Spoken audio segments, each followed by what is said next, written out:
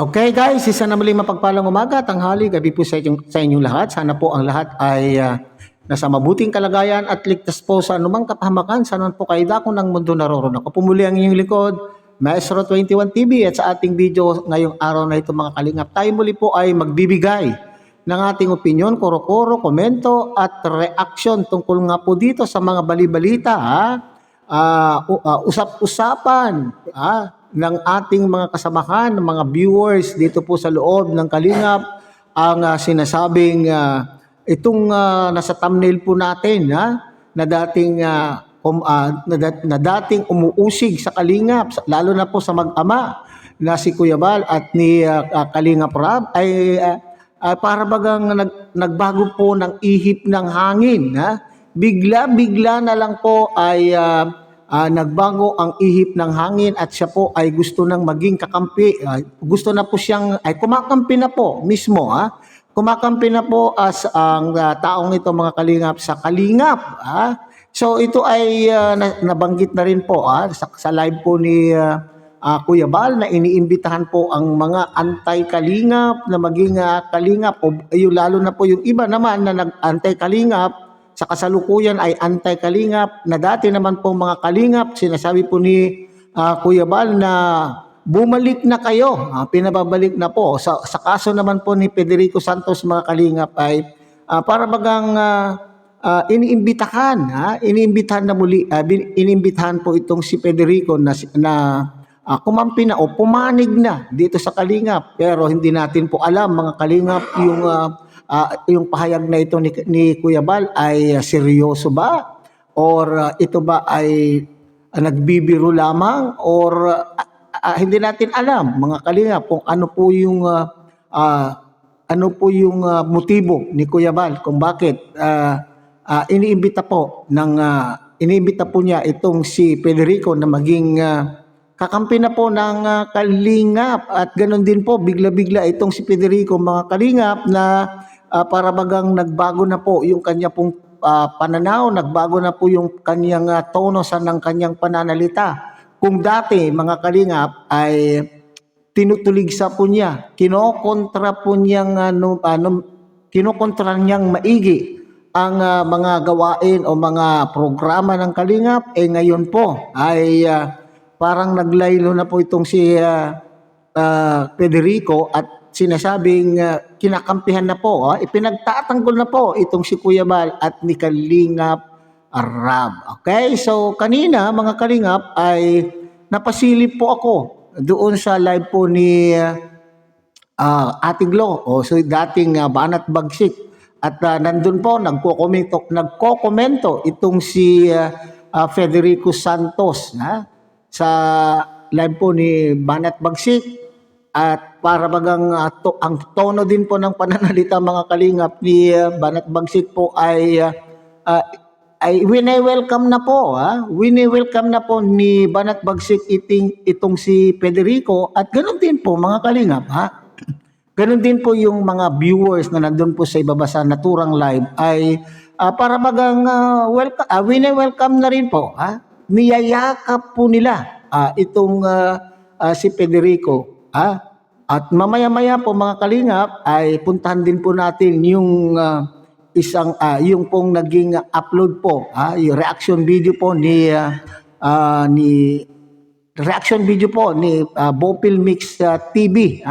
At doon ay nireaksyonan po niya itong si Federico Santos na dati ay tumutulig siya, kumokontra, ngayon ay nagbago nga po ng ihip ng hangin. Okay, so tingnan natin mamaya-maya po ng kaunti kung ano naman po yung opinion, kung ano naman po ang nasalubin ni Bopil dito po sa naturang pagbabago ni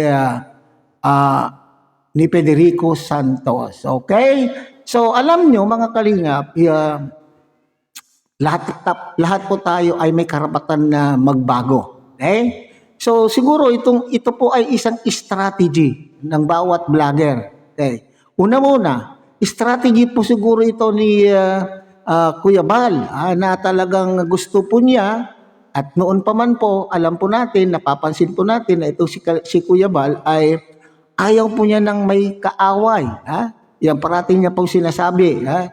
Hindi po siya, ayaw po niya ng away o hindi po siya nang aaway bagkos siya po yung inaaway. Ha? Ito kaya yung sinasabing strategy na ayaw po niya ng magkaroon, ay nagbabawas po siya ng kalaban. Kaya nga po ay kung maaari ay inihikayat po niya itong si Federico na maging kalingap partner na lamang kaysa naman po sa patuloy na tumutulig sa patuloy na kumokontra itong si Pedring.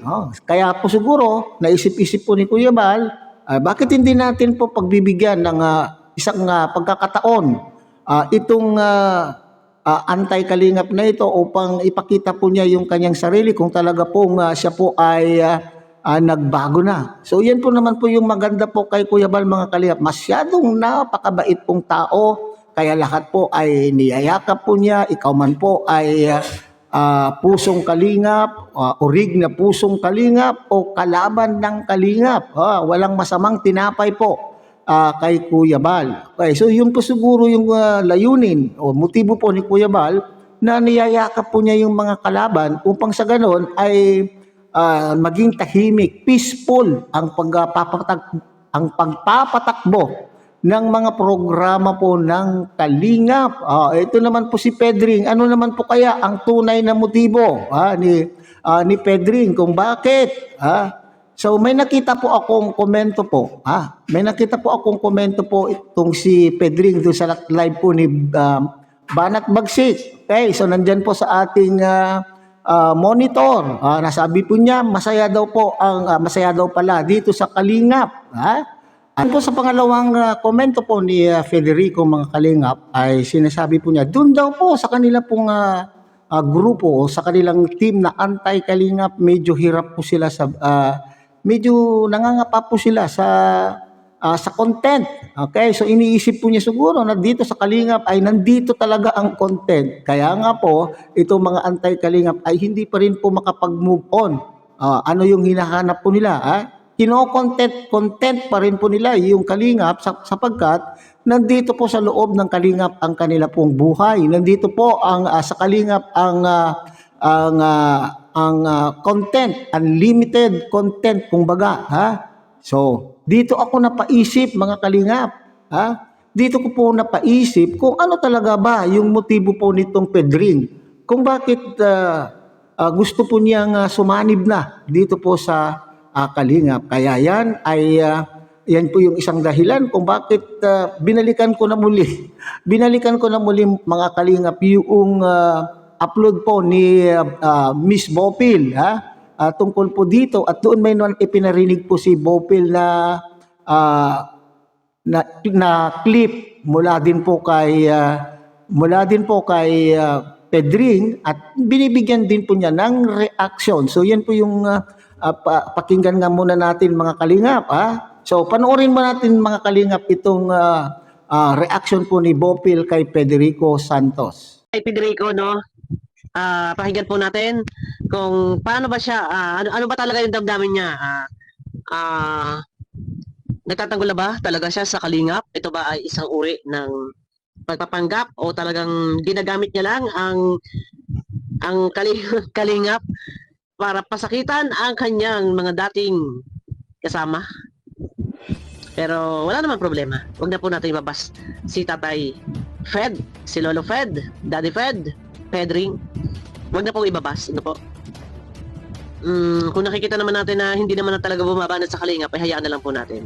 Shoutout, mga jump car. Alam nyo? Jump car. Yan si Carla. Yan jump car na yan. Oh? Ito, walang halong bola to. Ako? Kahit tanong niya sa misis ko. Ang misis ko, tuwan-tuwa dyan kay jump car. Simula pa. Nung napanood yan, binamarato namin yan. Oh, talaga? Since day one. Nung ma-scout yan. So, sa bata na, lalo nung pumasok si... maganda ang sinasabi niya. Kumbaga solid supporters ng John Carr. Kahit itanong doon kay Mrs. Okay lang. Kung maganda naman, ang kanyang sinasabi, walang problema po yun doon. Huwag lang po talaga yung kagaya nung dati. Yun. Oh, tingnan natin kung talaga meron pagbabago. Ano po? Yuma, sa part 2. Jomcar ako noon. Oh? Ito, tuwirang ko sasabihin sa inyo, nung magkaroon nga ng NC, Oh? Jomcar ako eh. Una jump car. And then ngayon LC. Oh, talaga. So, ibig sabihin before talaga sulit ka sa jump car, sa LC nanonood kayo. So, balik sa kasamang palad. Ano nangyari? At ikaw ay naging antay. Oh, di ba? Bakit? Pero hindi ka namin napanood na sa bagay nang pagpasok mo pa lang sa Kalingap sa ngalan ng social media sa YouTube platform ay pagpasok mo pa lang talagang basher ka na ng Kalingap. Eh, ikaw naman pala yung solid na viewers ng Jomcar ng Kalingap. Pero, Pati EDC, ibig sabihin, dahil sa Jomcar at NC, Uy, ay parehas. Siyempre, mas lamang ako sa Jomcar. Nauna kasi Jomcar. Uy, eh. talaga? Yung NC kasi huli yan eh. oh, Kaya Jomcar talaga ako. Tapos HC. Tapos nagagano ako.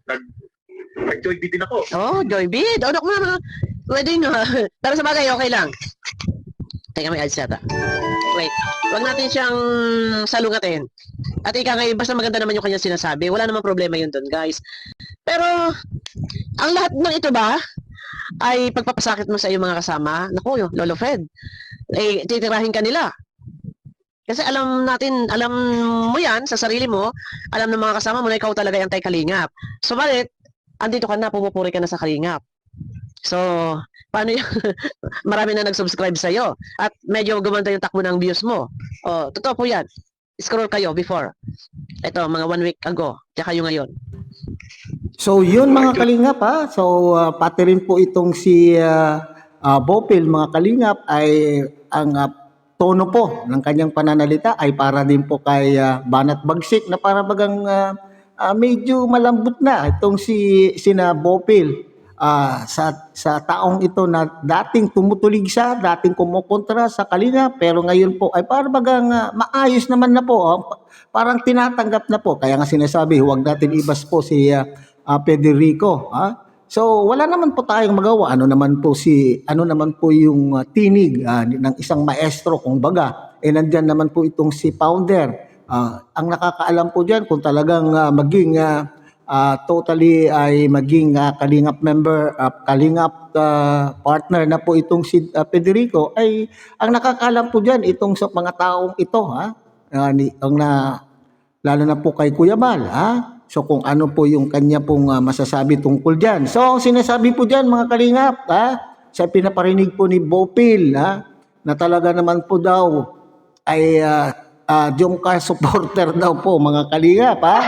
Jomcar supporter daw po itong si Federico. Maski daw po itanong natin sa kanyang misis ay talaga naman po nakasubaybay mula pa po daw po nung vlog mo number 1 hanggang sa nagkaroon daw po ng EDC. Nako, dito ako napaisip mga Kalingap sa EDC na sinasabi.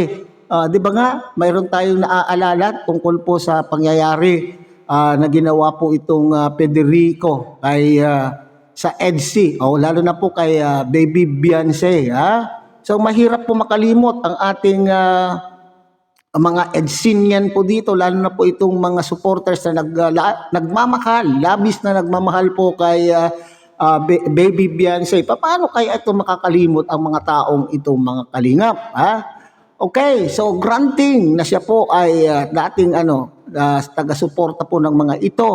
Pero ano po yung tunay na motibo? Dito po ako nababahala mga Kalingap. Yung sinasabi po ni Bopil na obserbahan po niya, na yung sa mga nakalipas na araw ay medyo gumanda yung performance po. Nadagdagan po ng subscriber. The performance po ng kanyang channel, nadagdagan daw ng subscriber, nagkaroon po ng views. Maaring ito po ay mula po sa Kalingap subscribers and avid supporters. So papaano nang hindi kaya ito yung isa na naman pong pangamba ni Kalingap Rab doon sa komento po niya na ito po ay sila po ay nagiging partner. Hindi lamang po itong si Kalingap Rab ang nakaringgan ko po ng ganitong pahayag mga Kalingap, kundi pati na rin po si Ate Edna. Hindi kaya ito ay isang strategy na naman na sila po ay nagpaparami, sila po ay umaanib, sila po ay kumakampi, at sila po ay nangunguha lamang po, naghahakot lamang po ng supporters. Kapag sila po ay nakakuha na po ng kanila pong mga supporter, babo na. Babo na, goodbye Kalingap. Ay, buti nga kung nag-goodbye pa po sila mga Kalingap, basta na lang po tahimik. Tahimik na lang po silang umi-exit. Tahimik na umi-exit.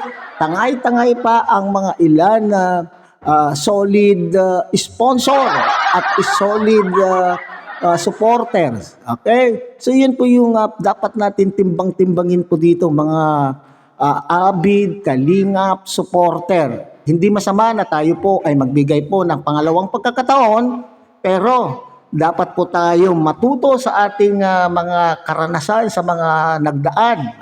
Alam po naman po ninyo yan. Kung kayo po ay talagang taga-subaybay po ng Kalingap, ay alam po nyo yan. Yung pahayag nga po dyan ni Kalingap Rob at ni Ate Edna Vlog na sila po ay ginagamit ang pagiging Kalingap partner upang sila daw po ay makahakot ng supporter. Okay, so kay Kuya Bal na po yan na desisyon mga Kalingap. Okay, so yan lang naman po ay akin, opinion ko lamang, kaya kailangan mag-ingat.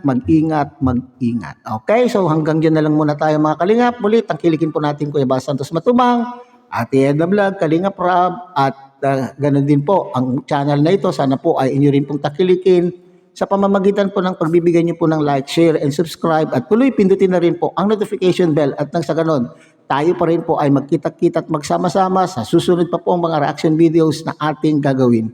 Muli isang mapagpalang umaga, tanghali, gabi po sa inyong lahat. Mabuhay po kayo at God bless everyone.